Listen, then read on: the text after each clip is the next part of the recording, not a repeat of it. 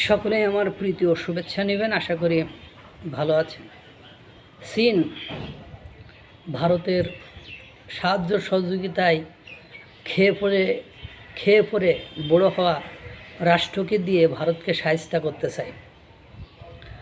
যখন চীন এরকম একের পর এক করছে, সেটা নেপালকে নিয়ে, সেটা পাকিস্তানকে নিয়ে, সেটা মালদ্বীপকে নিয়ে, সেটা শ্রীলঙ্কাকে নিয়ে, সেটা ভুটানকে নিয়ে, সেটা বাংলাদেশকে নিয়ে, আবার আঞ্চলিক নিরাপত্তা, তারপরে সীমান্তবর্তী অঞ্চলে একের পর এক যখন উস্কাচ্ছে চীন ভারতকে, তখন ভারত বলছে, বেটা দাঁড়া, তোর বাপেরে ডেকে নিয়ে এসি, তোর মুখে একটু ঝাঁটা মেরে দিই। কী করছে? দ্বিতীয় বিশ্বযুদ্ধের সময় জাপান চীনে বসে চীনকে কি নাকানি চুবানি দিয়েছে, এটা সম্পর্কে আপনারা মোটামুটি জানেন। আমি আগেও একটা ভিডিওতে এই কথা বলেছি। এখন সর্বশেষ ভারত এবং জাপানের কি কৌশলগত বিষয়টা কোন পর্যায়ে গিয়ে দাঁড়িয়েছে। সমুদ্রে ভারত জাপানের শক্তি বৃদ্ধি, কৌশলগত চাপে চীনের ক্রমবর্ধমান সামরিক তৎপরতার মধ্যেও প্রতিরক্ষা ও নিরাপত্তা সহযোগিতা আরও জোরদার করার সিদ্ধান্ত নিয়েছে ভারত ও জাপান।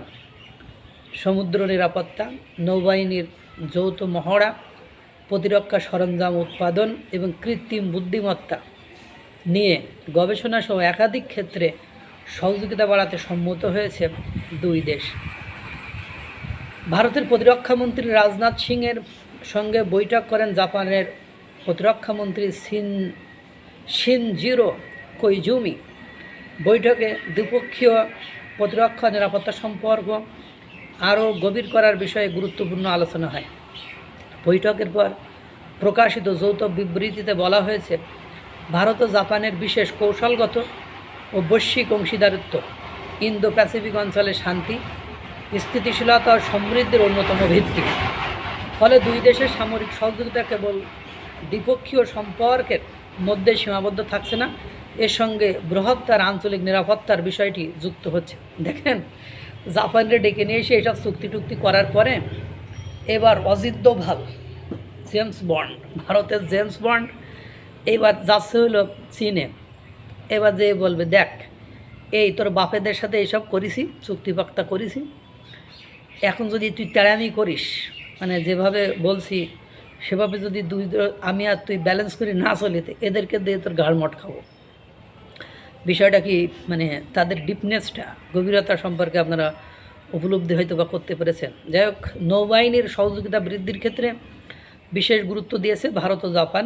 এর আওতায় একে অপরের যুদ্ধজাহাজ পরিদর্শন, যৌথ সামরিক মহড়া এবং নৌযানের রক্ষণাবেক্ষণ ও মেরামতের ক্ষেত্রে সহযোগিতা বাড়ানো হবে। সমুদ্রে পাতা মাইন শনাক্ত অপসারণের ক্ষেত্রেও দুই দেশ যৌথভাবে কাজ করবে।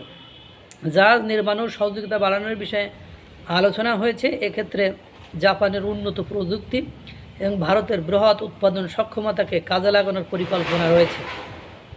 পাশাপাশি দুই দেশের স্পেশাল অপারেশনস ফোর্সের মধ্যে সহযোগিতা বাড়ানো এবং প্রতিরক্ষা সরঞ্জাম ও প্রযুক্তি নিয়ে নতুন প্রকল্প গ্রহণের বিষয়েও আলোচনা হয়েছে। কৃত্রিম বুদ্ধিমত্তা ভিত্তিক প্রতিরক্ষা গবেষণার ক্ষেত্রেও সহযোগিতা বাড়াতে সম্মত হয়েছে ভারত ও জাপান। ভারতের ইন্টিগ্রেটেড থিয়েটার কমান্ড ব্যবস্থা চালুর পরও দুই দেশের সামরিক সহযোগিতা অব্যাহত রাখার বিষয়ে আলোচনা হয়েছে। বৈঠকে পাকিস্তানের বিষয়টিও গুরুত্ব পায়। সূত্রের বরাত দিয়ে হিন্দুস্তান টাইমস জানিয়েছে, পাকিস্তানের হাতে আধুনিক প্রতিরক্ষা প্রযুক্তি তুলে দেওয়ার সম্ভাব্য ঝুঁকি নিয়ে জাপানকে সতর্ক করেছে ভারত। নয়াদিল্লির আশঙ্কা, পাকিস্তানের মাধ্যমে অত্যাধুনিক প্রযুক্তি অন্য দেশেও পৌঁছে যেতে পারে। এ সময় পাকিস্তানের পরমাণু প্রযুক্তি বিস্তারের অতীত ভূমিকার কথাও জাপান